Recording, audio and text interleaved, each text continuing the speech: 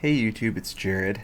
In today's video I want to talk about six-pack abs, what kind of diet you want to eat to get them, the kind of workout you want to do to get them, and basically everything I've learned over the past few years of developing mine and really getting them to the next level. Before I get started, I want to ask you guys to please like and subscribe. That would really help me. I'm trying to grow this channel and I plan on releasing regular content, all sorts of guides, self-help, whatever requests you guys have in the comments below. Really, I just want to find good topics and bring you guys fresh content, at least 4 videos a week going forward. Without further ado, let's get started. So, the first tip if you want to get six-pack abs is that you want to decrease your body fat first. It doesn't matter how many crunches you do, how well developed your muscles are. If you have a thick layer of fat covering the top of your abs, you're never going to be able to see them. So that's why I usually recommend decreasing your body fat first. And while you're dieting down, you can obviously be training your abs, so when you get to a low enough body fat percentage, they'll be visible. You're going to want to get lower than 12%. I'd say at least 12%. You don't want really much more than that. When I'm at 12% body fat, I can sort of see my abs when I'm not flexing, but it's not until I get down to like the single digits, like 9 or 8%, that I can see them really, really well without even having to flex. To do this, diet is key. So six-pack abs are made in the kitchen. You're going to want to limit your sugar intake. You're not going to want any more than 30 grams, and that's at the high end, 30 grams of sugar per day. I personally have 0 grams of sugar in my diet, and it wasn't until I finally took the plunge and just cut sugar out of my diet altogether that I was finally able to get results in this area. You're going to want to limit or completely eliminate alcohol. Obviously, there's the term beer belly for a reason. Alcohol really bogs down your liver and totally wreaks havoc on your metabolism. So if your goal is to cut down body fat, it makes sense that you would kick the beer right next to the sugar.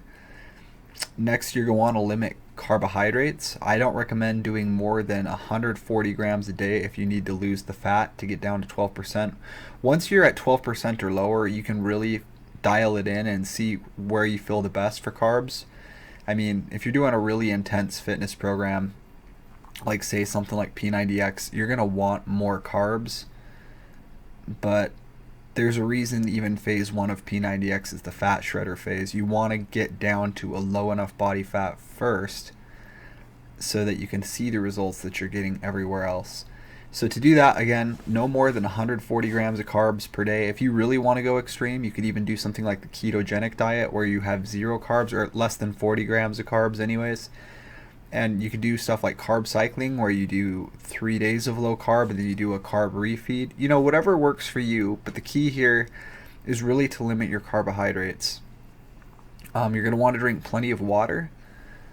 The more water you drink, the more you're actually flushing out water and retaining less. It's completely counterintuitive, but if you want to prevent water retention and look your leanest, the key is to drink just a ton of water. I usually aim for about a gallon of water per day myself. Alright, and then once you've got your body fat down and you're looking really lean and really jacked, you're going to want to make sure that you're really sculpting the full range of ab muscles. A lot of people just set out to do, like 100, 200 crunches a day.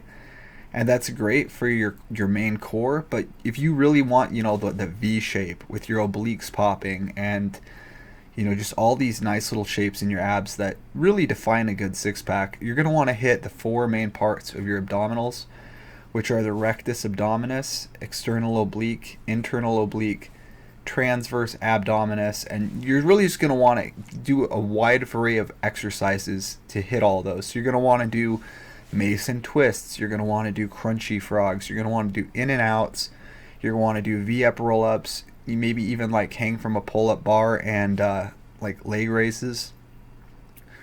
You can really be creative with the variety of exercises that you include in your program. Now, if you feel up to the challenge of starting on an easy to follow six-pack abs program and setting out to get your own six-pack abs, I'm actually about to recommend a really well put together program for you. and you can get results like what I got right here. These are my own results, just that I took this picture recently. You can see I got the obliques developed, I got the main, core fully fleshed out.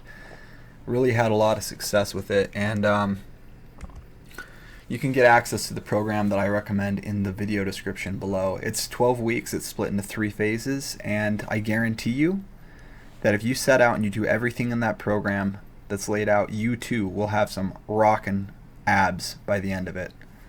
Alright, I hope this video helped you. If it did, please like and subscribe, and good luck.